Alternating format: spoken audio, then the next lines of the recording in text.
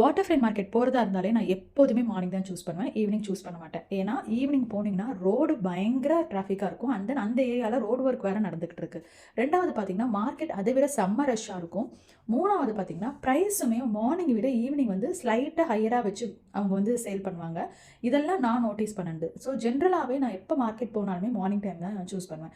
2வது பார்த்தீங்கன்னா நம்ம வாங்கிட்டு வந்த வெஜிடபிளாக இருக்கட்டும், ஃபிஷ்ஷாக இருக்கட்டும், முட்டையாக இருக்கட்டும், எல்லாமே வாஷ் பண்ணி நீட்டாக ஸ்டோர் பண்ணணும் அப்படின்னா மார்னிங் டைம் தான் பெஸ்ட் சாய்ஸாக இருக்கும்.